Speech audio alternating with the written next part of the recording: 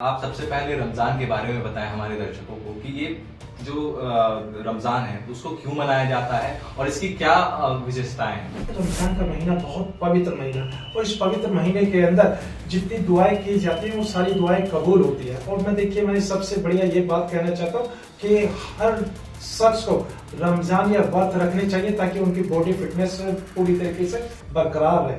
और देखिए इस्लाम जो ये नफरत का माहौल पैदा करने वाले कुछ लोग हैं और वो इस्लाम को बदनाम करने की कोशिश कर रहे, तो मैं सीधी सी एक ही बात कहूँगा, मेरा इस्लाम ऐसा नहीं है। जिस मुल्क में भी रहो उस मुल्क से बेपनाह मोहब्बत करो। और देखिए हम लोग तो अपने मुल्क से बेपनाह मोहब्बत करते हैं और मेरा सबसे खूबसूरत मुल्क मेरा भारत है और भारत से ज्यादा खूबसूरत मुझे मुल्क कोई लगता ही नहीं, क्योंकि इस मुल्क के अंदर हर तरीके की भाषा वाले है और गंगा जमनी तहजीब है। और इस्लाम की यही खासियत है कि इस्लाम अपनी सारी अच्छाइयों को बताता है। इसी अच्छाइयों को प्रभावित होकर जो लोग हैं वो इस्लाम धर्म के अंदर, मजहब के अंदर दाखिल भी होते हैं और इस्लाम की अच्छाई या खूबियों को पूरी तरीके से मानते भी हैं। और मैं एक चीज और आपको बता दूं, जो इस्लाम के नाम पर जो एक नफरत का माहौल बनाने की कोशिश कर रहे हैं कुछ असामाजिक तत्व है, तो उनका इस्लाम से कोई लेना देना नहीं है।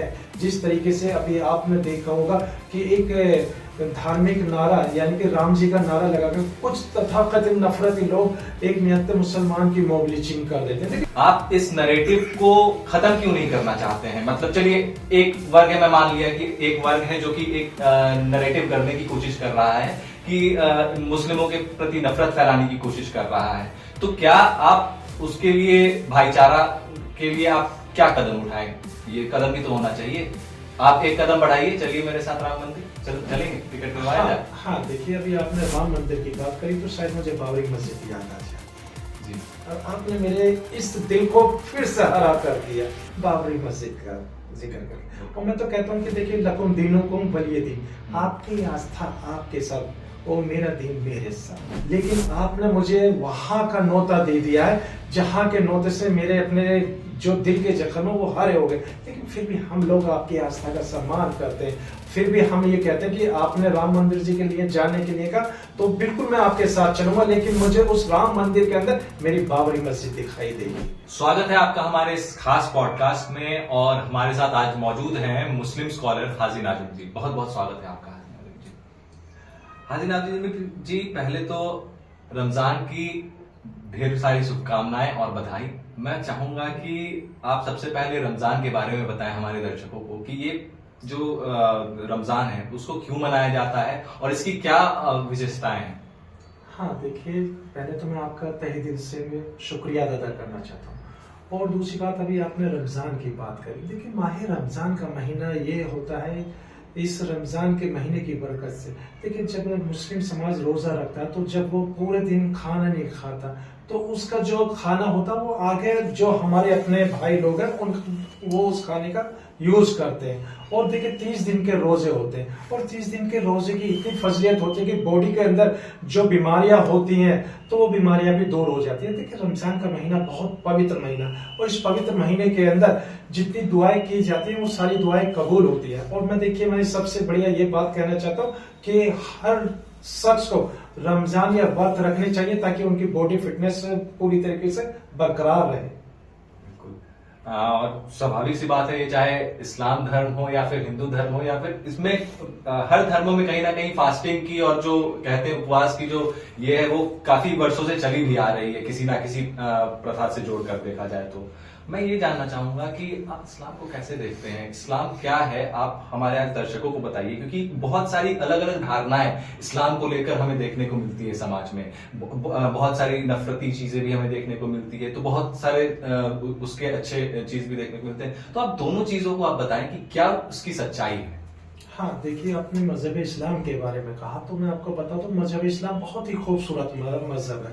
देखिए मजहब ऐसा है कि अगर कोई भूखा है, पड़ोसी कोई भूखा है, तो उस पड़ोसी के भूखे के रहने के कारण अगर मेरे पास खाना तो सबसे पहले मैं अपने पड़ोसी भाई को खाना दूंगा ताकि उसका पेट भर सके। ये इस्लाम की अच्छाइयां हैं। और देखिए इस्लाम जो ये नफरत का माहौल पैदा करने वाले कुछ लोग हैं तो वो इस्लाम को बदनाम करने की कोशिश कर रहे हैं, तो मैं सीधी सी एक ही बात कहूंगा, मेरा इस्लाम ऐसा नहीं है। जिस तरीके का लोग बनाने की कोशिश कर रहे हैं, मजहब इस्लाम तो हमेशा बराबर की बात करता है। मजहब इस्लाम तो हमेशा सबके साथ की बात करता है। मजहब इस्लाम तो ये कहता है कि जिस मुल्क में भी रहो उस मुल्क से बेपनाह मोहब्बत करो। और देखिए हम लोग तो अपने मुल्क से बेपनाह मोहब्बत करते हैं, और मेरा सबसे खूबसूरत मुल्क मेरा भारत है, और भारत से ज्यादा खूबसूरत मुझे मुल्क कोई लगता ही नहीं, क्योंकि इस मुल्क के अंदर हर तरीके की भाषा वाले हैं, और गंगा जमनी तहजीब है। और इस्लाम की यही खासियत है कि इस्लाम अपनी सारी अच्छाइयों को बताता है। इसी अच्छाइयों को प्रभावित होकर जो लोग हैं वो इस्लाम धर्म के अंदर, मजहब के अंदर दाखिल भी होते हैं, और इस्लाम की अच्छाइयां खूबियों को पूरी तरीके से मानते भी हैं। और मैं एक चीज और आपको बता दूं, जो इस्लाम के नाम पर जो एक नफरत का माहौल बनाने की कोशिश कर रहे हैं कुछ असामाजिक तत्व है, तो उनका इस्लाम से कोई लेना देना नहीं है। जिस तरीके से अभी आपने देखा होगा कि एक धार्मिक नारा यानी कि राम जी का नारा लगाकर कुछ तथाकथित नफरती लोग एक निहत्ते मुसलमान की मॉब लिंचिंग कर देते हैं। देखिए मॉब लिंचिंग गलत है, हत्या गलत है, चाहे वो किसी भी समुदाय से हो करता हो। वो लोग सिर्फ और सिर्फ मानसिक रोगी हैं, उनका ना कोई मजहब होता ना कोई उनका धर्म होता है। देखिए सनातन धर्म भी अच्छा ही बताता है और इस्लाम धर्म भी अच्छा ही बताता है, तो दोनों धर्म और मजहब दोनों एक है। सनातन का मतलब ये है कि कभी खत्म ना होने वाला, और इस्लाम का भी मतलब यही है। दोनों का जब मतलब एक है तो जाहिर सी बात है कि हम आप सब बाबा आदम अलैहिस्सलाम की औलाद हैं। हाजिर जी आपने एक इस्लाम के बारे में आप जिक्र कर रहे थे, तो शुरुआत में ही आपने ये कहा कि इस्लाम बराबरी की बात करता है। तो आपने ये देखा हो कि अजमेर दरगाह है या फिर कई सारी ऐसे मस्जिद हैं जहां हिंदू जाते हैं और वहां पर वहां जाकर और तमाम सारी चीजें चादर चढ़ाते हैं। अजमेर दरगाह में आपने कई सारी तस्वीरें देखी होंगी, और कई नेता भी हैं, चाहे वो भारतीय जनता पार्टी की बात कर लें या तमाम पार्टियों की बात कर लें, वो जाते हैं, चादर भी चढ़ाते हैं, और मतलब आम पब्लिक भी जाती है। तो क्या मुसलमान मंदिर क्यों नहीं जाते थे? राम मंदिर चलेंगे आप? हाँ देखिए आपने बहुत अच्छी बात कही। देखिए आपने हाजी नाजिब खान को राम जी के मंदिर में जाने का न्योता दिया। देखिए आपका बहुत बहुत दिल से आभार प्रकट करता हूँ कि आपने ये बात देखी। लेकिन क्या आपकी इस बात को वो तथाकथित लोग जो सिर्फ और सिर्फ एक नैरेटिव लेकर बैठे कि मुसलमान के आने से का हमारा अपवित्र हो जाएगा, मंदिर को धुलवाते हैं पानी से, तो वो क्या आपकी इस बात को मानेंगे? नहीं मानेंगे। आप कभी वहां पर जाकर देखें कि आपके जाने के बाद कभी ये ऐसी सारी चीजें हुई या नहीं हुई? आप इस नैरेटिव को खत्म क्यों नहीं करना चाहते हैं? मतलब चलिए एक वर्ग है, मैं मान लिया कि एक वर्ग है जो कि एक नैरेटिव करने की कोशिश कर रहा है कि मुस्लिमों के प्रति नफरत फैलाने की कोशिश कर रहा है, तो क्या आप उसके लिए भाईचारा के लिए आप क्या कदम उठाएं? ये कदम भी तो होना चाहिए। आप एक कदम बढ़ाइए, चलिए मेरे साथ राम मंदिर चलेंगे, टिकट मिलवाया जाए। हाँ देखिए अभी आपने राम मंदिर की बात करी तो शायद मुझे बाबरी मस्जिद याद आ जाती है जी। और आपने मेरे इस दिल को फिर से हरा कर दिया बाबरी मस्जिद का जिक्र कर। और मैं तो कहता हूँ कि देखिए लकुम दीनुकुम वलिय दीन, आपकी आस्था आपके साथ, ओ मेरा दिन मेरे साथ। देखिए हम लोगों को कोई आपत्ति नहीं है, लेकिन आपने मुझे वहां का नोता दे दिया है जहां के नोते से मेरे अपने जो दिल के जख्म वो हरे हो गए। लेकिन फिर भी हम लोग आपकी आस्था का सम्मान करते हैं। फिर भी हम ये कहते हैं कि आपने राम मंदिर जी के लिए जाने के लिए कहा तो बिल्कुल मैं आपके साथ चलूंगा, लेकिन मुझे उस राम मंदिर के अंदर मेरी बाबरी मस्जिद दिखाई देगी। तो मैं इसी बात को कहता हूं कि मेरे लिए मंदिर भी मेरे लिए मस्जिद भी दोनों समान है, क्योंकि एक तरफ तो मूर्ति की पूजा होती है, एक तरफ अल्लाह की इबादत होती है। जहां दोनों की इबादत होती है तो वहां बिल्कुल समानता है। आपने मंदिर में जाके भगवान जी की पूजा करी, मैंने मस्जिद में जाके अल्लाह की इबादत करी।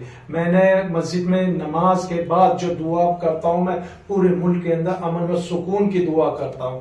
तो मंदिर में जब आप जाते हैं तो मैं आपको एक बात बता दूं कि जब मन से जब पूजा करी जाती है, इबादत करी जाती है, जैसे आप मंदिर में जाते हैं, अपने घंटे बजाते हैं, मन मूर्ति के सामने खड़े हो जाते हैं, तो ऑटोमेटिक हाथ जोड़ने के बाद आपकी आंखें बंद हो जाती है। कभी आपने इस बात पर नहीं सोचा होगा, क्योंकि आपकी आंखें बंद होने का क्या रीजन है? एक रीजन ये भगवान के प्रति आस्था है लोगों की। हाँ नहीं देखिए अभी आपने कहा आस्था है, तो आस्था तो आप खोल के भी हो सकती है। जब सामने मेरे भगवान जी की मूर्ति है वो तो मैं इज्जत में होता है ना। हाजिर नहीं ये गलत तर्क आप पेश कर रहे हैं, क्योंकि जो तर्क है वही आप पेश करिए। क्योंकि जब मंदिर के सामने राम जी की या किसी की भी मूर्ति है, जब आप हाथ जोड़कर खड़े हो जाते हैं, आंखें क्यों बंद हो जाती है? आंखें इसलिए बंद हो जाती है क्योंकि मन का मिलन सिर्फ परमात्मा से होता है। वो तो सामने मूर्ति है, मूर्ति की शक्ल शक्ल में आप भगवान जी देख रहे हैं, लेकिन मन तो आपका दूसरा भगवान को देख रहा है। जो एक सवाल मैं यहाँ पे करना चाहूंगा, मतलब काउंटर सवाल ये है कि आपने आंख बंद कर जिक्र किया कि हिंदू मंदिर में जाते हैं तो जैसे ही हाथ जोड़ते हैं वैसे ही आंख बंद हो जाती है। तो हिंदू जब मंदिर में जब माफ कीजिएगा, जब मुसलमान मस्जिद में जाते हैं तो जब नमाज पढ़ते हैं, नमाज अदा करते हैं, तो घुटने के बल लेटकर उसके बाद फिर घुटने के बल बैठकर आंख बंद कर वो नीचे भी जाते हैं, तो वो भी तो आंख बंद करते हैं। हाँ देखिए, आंखें नहीं बंद होती। अब ये आपने कहा घुटने के बल जाते हैं, हमारे भारत के अंदर एक योगा होती है। योगा को अगर आप देखा जाए तो जब नमाज अदा करते हैं तो नमाज में ही योगा हो जाती है। और देखिए हम लोग जो पढ़ते हैं, जैसे मैं आपको बता देता हूं कि मैं कोई नमाज पढ़ा हूं तो मैं अल्लाह अकबर कहकर, यानी हाथ को कानों तक लेकर जाऊंगा। देखिए मेरी बॉडी कैसे जा रही है हाथों, फिर जब मैं नियत बांधने के बाद मैं ऐसे करता हूँ कि मेरी आंखें खुली रहती है, क्योंकि मुझे पता है कि मुझे अल्लाह देख रहा है, मैं किसी मूर्ति के सामने नहीं हूँ। मैं हाथ जोड़ के अल्लाह की इबादत कर रहा हूँ, वंदना कर रहा हूँ, और फिर मैं हाथ छोड़ देता हूँ। तो देखिए ये तो मेरा योगा हो रहा है। फिर इसके बाद मैं अपने बैलेंस करने के लिए मैं जैसे रुकू में जाता हूँ, मैं घुटने के बल, जो आप कह रहे थे, घुटने पे हाथ रख के बिल्कुल बैलेंस करता हूँ अपनी रीढ़ की हड्डी को। इससे बढ़िया योगा नहीं है। फिर मैं खड़ा होता हूँ ताकि मेरा जो बॉडी है वो बिल्कुल स्टेन हो। फिर उसके बाद मैं सजदे में जाता हूँ। सजदे में जाने का मेन कारण आज आपको बता दूं, शायद आपको ये पता भी नहीं होगा, क्योंकि देखिए जब हम लोग खड़े रहते हैं तो हमारा ब्लड जो रहता है माइंड तक नहीं पहुंच पाता, माइंड तक हमारा ब्लड कभी नहीं पहुंच पाता। लेकिन जैसे हम अपने माइंड को यानी सर को अपने जमीन पर रखते हैं, सजदा करते हैं,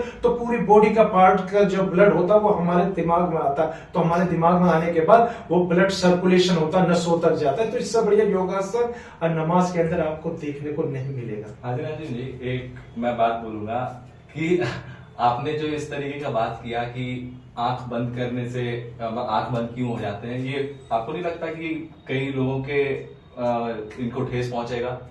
कई लोगों को ठेस पहुंचेगा, कई हिंदुओं को ठेस पहुंच सकता है आस्था में। हाँ देखिए, मैंने देखे हिंदू भाई के ठेस पहुंचने की कोई बात नहीं करी। मैं अपने हिंदू भाइयों की आस्था का बड़ा मान सम्मान करता हूँ, बड़े ये करता हूँ, क्योंकि हिंदू भाई मेरे सम्मानित व्यक्ति हैं। और देखिए मैंने आंख खोलने की बात इसलिए करी, जब मैं आंख खोल के अपने खुदा को देख सकता हूँ, नमाज अदा करता हूँ, हर चीज में मेरी आंखें खुली रहती है, तो मैं भी तो ये चाहता हूँ कि मेरे हिंदू भाई जो भगवान जी का चेहरा देखते हैं वो आंख खोल कर देखें। आंख बंद करके देखने से क्या मतलब? तो इसमें कोई बुराई नहीं है। मेरे हिंदू भाई मेरे इस बात का समर्थन करेंगे। कहते हैं ना कि कण कण में भगवान है, तो देखिए जब कण कण में भगवान है तो इसमें बताने की जरूरत नहीं है। आप खुली हो या बंद हो, पूजना सिर्फ और सिर्फ एक को है, जो सबका मालिक है, एक है। मैं अल्लाह कहता हूँ, आप भगवान कहते हैं, और जो और भाई है वो अलग अलग तरीके से। तो आप ये मान रहे हैं कि चाहे आंख बंद करके भगवान की पूजा की जाए या फिर मस्जिद में आंख खोल कर की जाए, वो पूजा ही होती है, या वो प्रार्थना ही होता है, वो एक ही भगवान से होता है, तो वो अपने अपने जगह पर सही है। क्या आप मानते हैं? हाँ देखिए, मैं ये हर किसी की पूजा पद्धति तो सबकी अलग अलग है। देखिए हिंदू भाई की आस्था मूर्तियों में, हाजिर नाजिम की आस्था सिर्फ अल्लाह के अंदर है, और देखिए सिख भाई के वाहे गुरु में है, और ईसाई भाई के जो प्रभु यीशु के उसमें। तो देखिए सबकी आस्था है, सबका मानने का तरीका अलग अलग है। आपने देखा होगा जितने भी भगवान है सबकी उंगलियां ये रहते हैं। कभी आपने सोचा कि ये क्यों रहती है? अरे क्योंकि वो इशारा करता है कि हम भगवान ही है, हम सबका भी जो ऊपर बैठा वो है। इशारा उंगली का समझिए। और बहुत से आपने देखा होंगे देवी देवता बहुत से इशारा ये कहते हैं, पांचों उंगलियों का इशारा करके फिर भी कहते हैं कि देखिए ऊपर वाला है। अब बार बार हम लोगों को मानते हैं, हम लोगों का भी वो है ऊपर वाला। तो देखिए सबका मानने का तरीका। चलिए, आप मानते हैं सबका मालिक एक है? एक है। तो मुझे उम्मीद है कि चाहे संभल हो या फिर मथुरा, वहां पर आप मंदिर बनने दीजिएगा। देखिए अब यहाँ संभल की बात आ जाती है, तो मैं आपको एक चीज बता दूं, आपको पुराने तो उसमें लेकर जाता हूं मैं, मुगल काल के अंदर। देखिए आपने संभल की घटना की बात करी है, संभल की घटना के अंदर आप हरिहर मंदिर का जिक्र करना चाह रहे हैं, वो मुझे पता है, लेकिन हम लोग शाही जामा मस्जिद के नाम से जानते हैं उसको। हम इसलिए जानते हैं क्योंकि देखिए ये 1526 में बनकर तैयार हुई है, और देखिए इबादत है 2025 है, लेकिन यहाँ पर कोई भी हरिहर मंदिर के प्रमाण नहीं मिले हैं।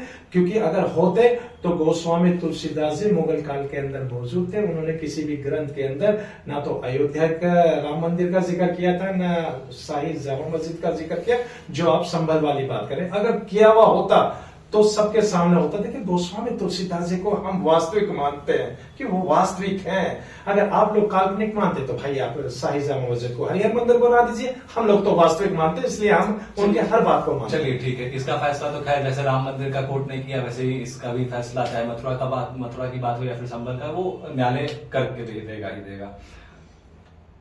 इस्लाम में जिहाद का क्या मतलब है, मैं आपसे समझना चाहूंगा, क्योंकि आपको जिहाद के बारे में, इस्लाम के बारे में ज्ञान भी है, तो आप बेहतर बताएंगे कि जिहाद जो शब्द है उसका क्या मतलब है इस्लाम में।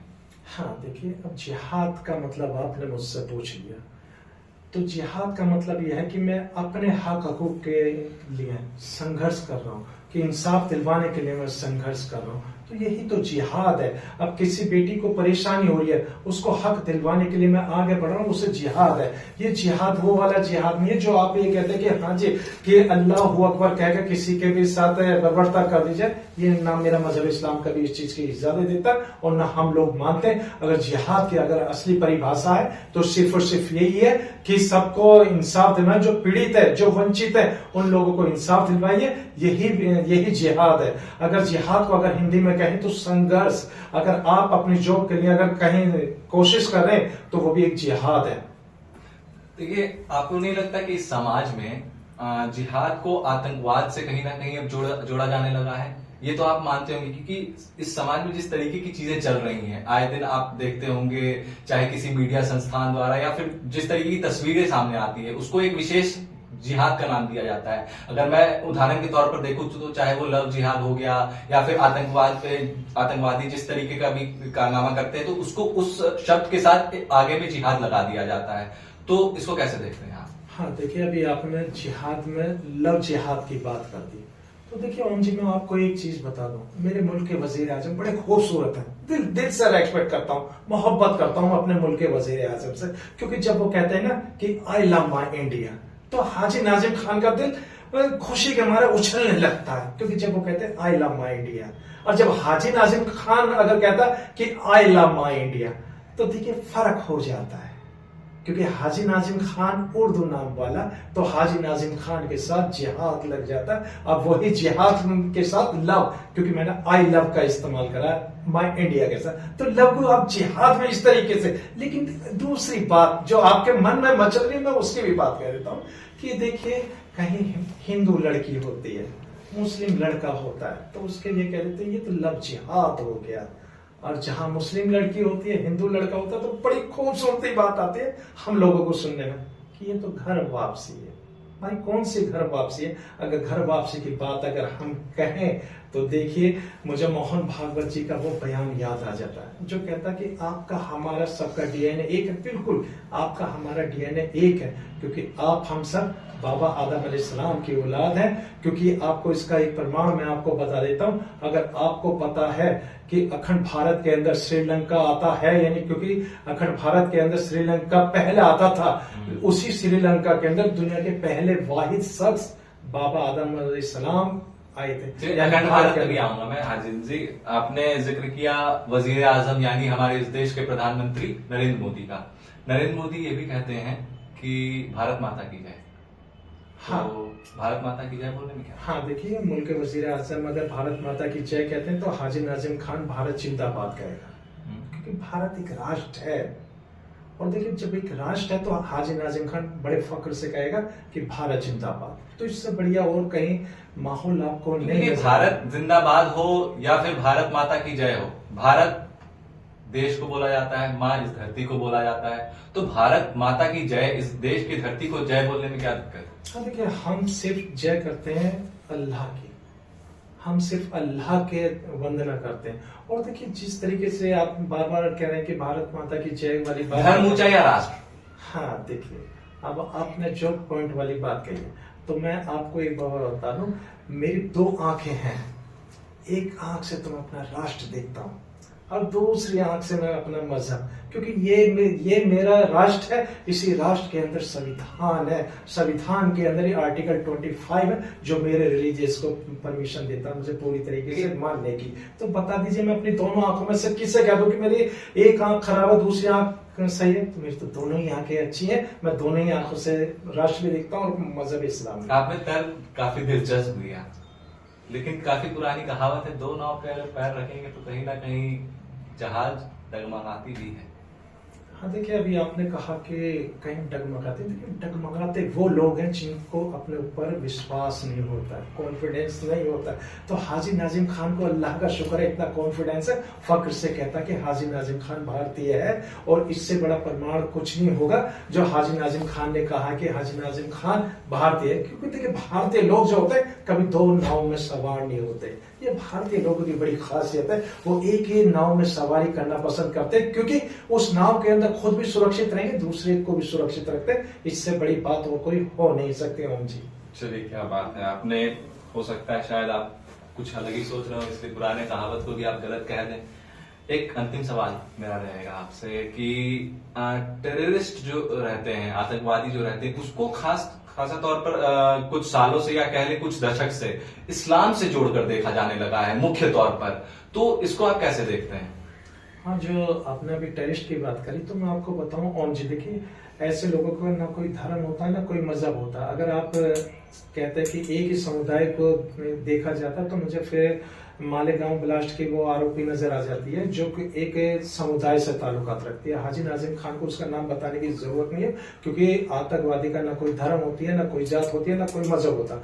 आतंकवादी का सिर्फ एक ही मिशन होता है कि तबाही लाना, और तबाही जो लाते हैं हम उसके बिल्कुल खिलाफ है। हम चाहते हैं कि देखिए मुल्क के अंदर हमेशा अमन सुकून बना रहे, हिंदू मुस्लिम सिख ईसाई भाईचारा हमेशा कायम रहे। और मैं आपको एक बात और कहता हूँ, देखिए अब कहीं पर हम लोगों को अगर ब्लड की जरूरत पड़ जाती है, मुझे बड़ा इंपॉर्टेंट सवाल है जो मैंने आपको बता रहा हूँ और उसी के अंदर जवाब है। अगर किसी शख्स को अगर खून की जरूरत पड़ जाती है हॉस्पिटल के अंदर, तो पता चलता है कि वो समुदाय नहीं देखता, ना वो उसका समाज देखता, सिर्फ उसे ब्लड चाहिए क्योंकि उसके अपनों की जान की पड़ी है। और वो ब्लड चाहे मुस्लिम का हो या हिंदू का, जब ब्लड के अंदर कोई रंग नहीं है, कोई भेदभाव नहीं है, तो फिर हम आप इस भारत के अंदर रहकर क्यों भेदभाव करें? आप मेरे भाई, मैं आपका भाई, यही भाईचारा और यही गंगा जमनी तहजीब है। और देखिए मैं रमजान के इस पवित्र महीने के अंदर अल्लाह से दुआ करता हूँ कि मेरे अल्लाह इस मुल्क के अंदर हमेशा अमन व सुकून बना के रखना, गंगा जमनी तहजीब हमेशा कायम रहना, और हिंदू मुस्लिम भाईचारे की जो मिसाल है जो दुनिया देखती है वो हमेशा कायम रखना। यही मैं अल्लाह से दुआ करता हूँ इस रमजान के पवित्र और पाक महीने में। एक और सवाल, आपने कहा कि तमाम सारी चीजों का जिक्र किया, आप अफगानिस्तान में जो तख्ता पलट हुआ उसे आप कैसे देखते हैं? हाँ देखिए, अभी आपने अफगानिस्तान का जिक्र करा तो मैं ये कहता हूँ, देखिए तख्ता पलट तो पाकिस्तान में भी हुआ था, और तख्ता पलट तो आपको बांग्लादेश में भी देखने को मिल गया है। बस क्या है, वहां आर्मी में न करके कुछ तथाकथित लोगों ने करा। तो देखिए तख्ता पलट करना गलत है, लेकिन जिस तरीके से वहां पर अफगानिस्तान का आपने जिक्र करा, वह तालिबान की सरकार। आप कहते हैं कि आप मानते हैं कि उनका कोई धर्म नहीं है? हाँ सुन तो लीजिए, देखिए आपने धर्म की बात करी, मैं धर्म से अलग हटकर मैं कहता हूँ कि वहां तालिबान की सरकार बनी। तो जब तालिबान की सरकार बनी तो उनके जो मुल्क का नाम है अफगानिस्तान। और देखिए हमारा भारत जो हमेशा अफगानिस्तान को अपने भारत के अंदर आकर क्रिकेट खिलाता है, और जब उनकी सरकार किसकी है? तालिबान की। तो अब बताइए अफगानिस्तान के क्रिकेट के अंदर क्या तालिबान के जो आतंकी है क्या वो देखेंगे? नहीं, क्योंकि भारत के संबंध हमेशा हर देश से अच्छे रहे। अब देखिए वहां तालिबान से पहले दूसरी सरकार थी, तो भारत के जब भी आप पूर्व की चीजों को भी देखिए, किस तर्ज पर वहां पर सरकार बनी तालिबान की? आपको वो तस्वीर याद है या नहीं कि जो फ्लाइट जा रही थी, एरोप्लेन जा रहा था, वहां से लोग कूद रहे थे, वहां से गिर रहे थे, वो तस्वीरें याद है या नहीं? हाँ देखिए, मुझे वो तस्वीरें भी याद है, मुझे आपकी भी तस्वीर याद है। जिस तरीके से अमेरिका ने हमारे अपने भारतीय लोगों को हथकड़ी पहनाकर किस तरीके से भारत भेजा, मुझे ये भी याद है। ये दर्द है हाजी नाजिम खान का कि भारतीय लोगों को किस तरीके से बेइज्जती करके भेजा। क्या भाई इस तरीके से भेजते? हाँ, गलती की है उन लोगों ने कि वो अमेरिका गए थे, गलत तरीके से गए। अगर वो काश अगर लीगल तरीके से जाते तो ऐसा नहीं होता। लेकिन हमारे देश की सरकार मजबूत सरकार है, क्या उनका दायित्व नहीं बनता था उनसे सवाल जवाब करने का कि भी आप हमारे नागरिकों को किस तरीके से हथकड़ी बनाकर भेज रहे? ये भी भारत की बहुत बड़ी बेइज्जती अमेरिका ने करी थी, उसका हम हमेशा उसके खिलाफ खड़े हुए। अमेरिका के हम इस फैसले की कठोर शब्दों में निंदा भी करते हैं। और वही तालिबान का मसला उसके देश वाले जाने, हम अपने भारतीय, हम अपने भारत की बात जानते हैं। हमारे भारतीयों के साथ अगर कुछ होगा जी, तो हाजी नाजिम खान चलिए, सबसे पहला आ गया। चलिए ठीक है, बहुत बहुत शुक्रिया हाजी नाजिम जी हमारे साथ जुड़ने के लिए और हमारे साथ बातचीत करने के लिए।